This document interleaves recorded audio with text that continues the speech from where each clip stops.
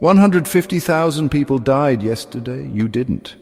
But don't just nod and move on. Let that settle. Let it hit. Because if you're not careful, this will be just another fact you forget, another quiet miracle you scroll past while convincing yourself that nothing extraordinary is happening today. We've been trained to believe that life only becomes meaningful when it's dramatic, when something finally happens. But the truth is, the most extraordinary moment of your life might be happening right now, and you're missing it. Here's the real tragedy. Most people won't die when their hearts stop beating. They'll die in pieces, slowly, from distraction, from routine, from forgetting that breath means you're still in the game. So I'm going to ask you something, and I want you to answer it with your whole life. If today was your last full day on earth, is this how you'd be living it? Would you start the day by checking notifications? Would you stay quiet in a moment that deserved your truth? Would you keep holding back your joy because someone might think it's too much? Or would you change everything? Brendon Burchard tells a story. He lost someone close to him, a sudden death. No closure, no chance to say goodbye. And after that, he started ending every talk with one question. If you were given one more day, what would you do with it? Then he looks into the silence and says, you already have one. So go do those things. It's powerful. But here's the problem. Most people won't, not because they don't care, not because they don't understand, but because they've been hypnotized by the noise, by the story that says you have time, you'll get to it, you'll be present later. That story is a lie.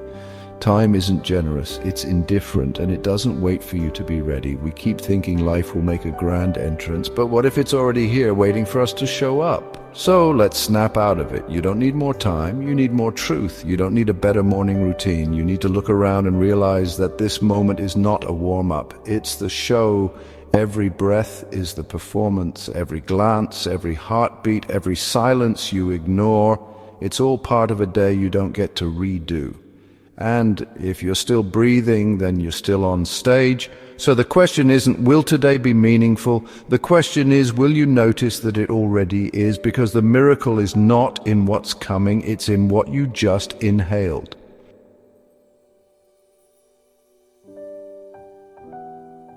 Close your eyes now, open them, because this is the only time you'll ever get this exact version of today. This hour, this light in the room, this breath, this body, it's here, it's fragile, and it's all yours.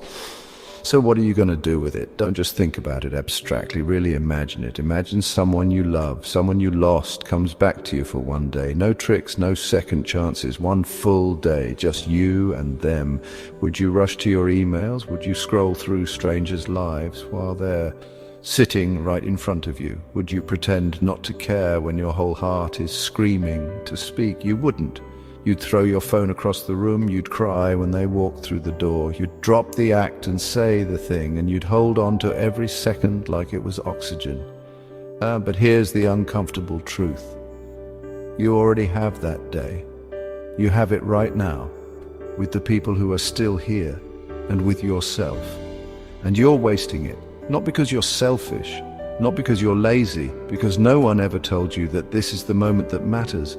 That the present isn't just where you are, it's who you become. Mitsuo Aida, the Zen poet, wrote, "It's okay if we cry, because we are alive." He wasn't being sentimental, he was being real. Life doesn't require your perfection, it asks for your presence. But presence is harder than it sounds, because we've been taught to perform our days, not to live them. We rush from moment to moment, collecting achievements like proof that we exist. We chase applause from people who wouldn't recognize our silence. And all the while, the day drips away unnoticed. So here's your chance to stop right now. Stop and breathe. Feel that? That's your miracle. Simone Weil said, "Attention is the rarest and purest form of generosity." So give your life your attention today, not just the beautiful parts, not just the Instagram-worthy parts. All of it, because most people don't actually run out of time, they just run out of attention. You want to live one more day? Then be in it. Let the messy parts in, let the real you out. This isn't about being productive. It's about being present enough to matter to yourself. And if that's the only thing you do today, it'll be the only thing that ever needed doing.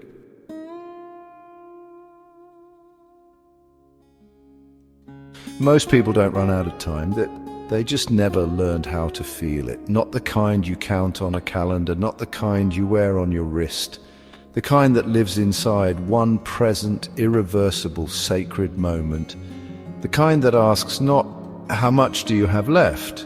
But, what will you do with what's right here? Jorge Luis Borges once told a story.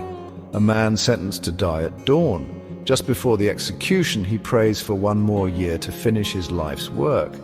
The next morning, as the firing squad lifts their rifles, time freezes. No one moves, and in that one suspended second, the man experiences a full year inside his mind. He finishes everything, and then time starts again. The bullets fly. He dies, fulfilled. That's not just fiction, that's a metaphor for the life you're not living, because you're waiting for the perfect moment, the right timing, the grand permission.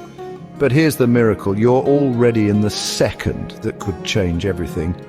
You just haven't claimed it. The Tibetan monks understood this before neuroscience ever caught up. Every morning they meditate on death, not to obsess over endings, but to awaken. To remember that presence is a privilege, not a guarantee. They don't chant about forever. They ask, if today is my last, how will I greet it? This isn't about morbidity, it's about clarity. James Hillman once wrote, the impulse to death is not anti-life. It may be a demand for a fuller life through the death experience. In other words, maybe your burnout, your numbness, your quiet ache isn't just fatigue. Maybe it's your soul knocking. Maybe it's life asking you to stop existing and start becoming. But we don't. Because we've been trained to perform, to rehearse instead of live, to delay instead of act. We don't say the thing because we don't want it to be awkward. We don't take the leap because we don't want to fail. And in protecting ourselves from discomfort, we protect ourselves from living. The story we've bought is, one day I'll do it, I'll love louder, I'll forgive, I'll slow down. But one day is a myth. The only day you've ever had is this one. And the truth is, you can stretch it, you can fill it, you can choose to see it for what it is. A piece of eternity dressed like Tuesday. But only if you stop waiting for your life to begin, because time won't announce itself. It's not a drum roll, it's a whisper, and it's whispering now.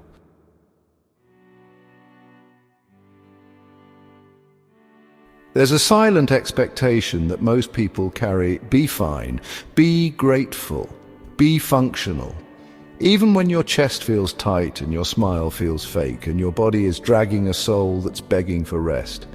And when you can't, you feel like a failure. But what if that's not a failure? What if that's the most honest thing about you? We've been fed a version of positivity that's more about performance than truth. We post quotes about resilience while quietly unraveling. We tell people we're good because we don't want to burden them. We wear smiles like armor. But the more we pretend, the more invisible we become, even to ourselves. There's a quote by Mitsuo Aida. On rainy days, be in the rain. It sounds simple, but it's radical. It means feel what you're actually feeling. It means presence isn't just about sunsets and journaling and breath work. It's about staying with your pain when every instinct tells you to run. It means living doesn't always look like joy. Sometimes it looks like staying in the room when grief shows up. Sometimes it looks like silence or tears, or cancelling the plan and letting your body rest without apology. Simone Weil said, love of God is pure when joy and suffering inspire an equal degree of gratitude. That's not about enjoying pain. It's about honoring the full spectrum of being alive. The highs, the lows, and the parts that don't fit neatly into Instagram captions. But most of us were never taught how to do that. We were taught to succeed, to improve, to optimize, but not to sit still in the truth of ourselves, not to say, this hurts, and I'm still worthy, not to believe that presence can exist even when peace doesn't. Carl Jung called this the shadow, the pieces of ourselves we suppress to appear whole. But here's the paradox, what we suppress owns us, and what we integrate sets us free. So maybe your one more day isn't asking for performance, maybe it's asking for honesty, not a curated version of you, the real you, the one who's scared, the one who's trying, the one who wants to be seen but doesn't always know how. Let that version breathe today, let them be enough. Because this day doesn't need you to be impressive, it needs you to be real. And that's the kind of presence that changes lives, starting with your own.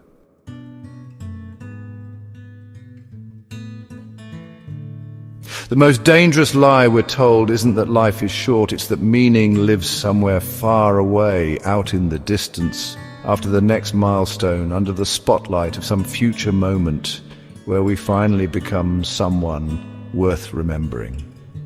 But most people don't miss their life because it's too fast. They miss it because they've been trained to overlook what's already here. They're scanning the horizon for purpose while stepping over miracles.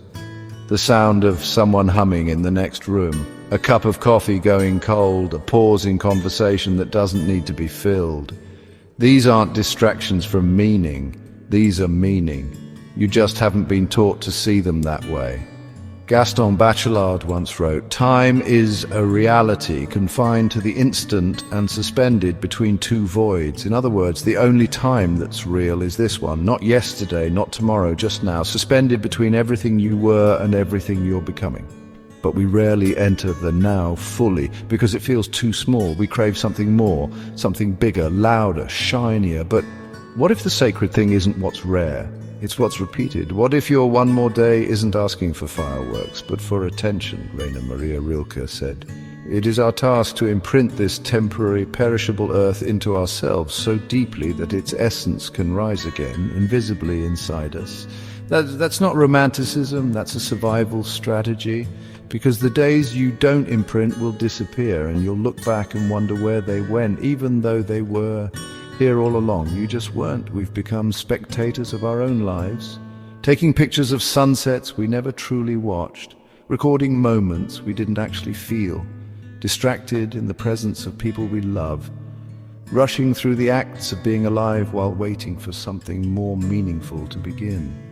But this is it.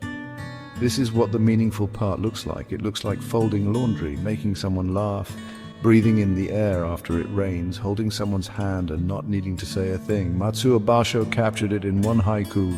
An old silent pond, a frog jumps in, splash, silence again, nothing happens, and yet everything does.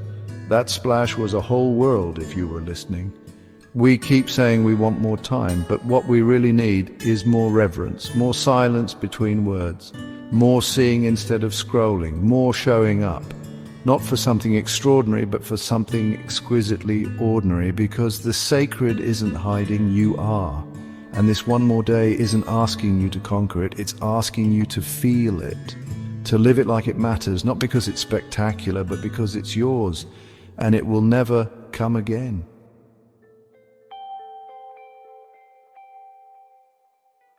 This is it, not the end of your story, but the moment where the message becomes a mirror. By now, you've remembered things you forgot were important. You've heard echoes of people you've lost. You've imagined the day you wish you could have again, and realized it's the one you're already in.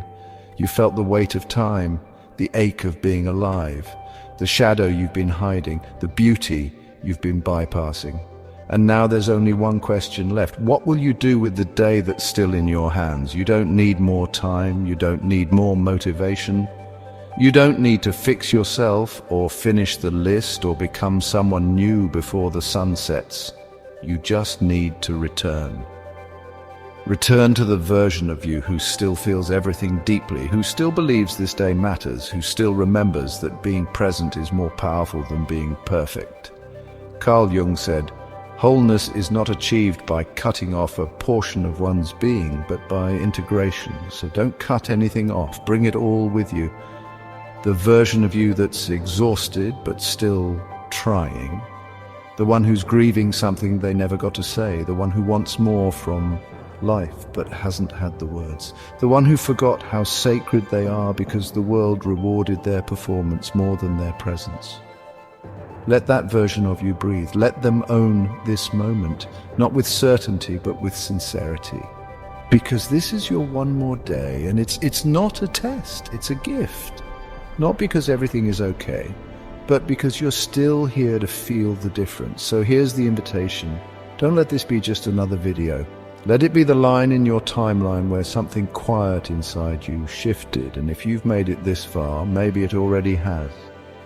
Tell me, what will you do with your one more day? Write it, share it, live it, and when you forget again, and you will, just come back to the breath, because that's the only place life ever waits.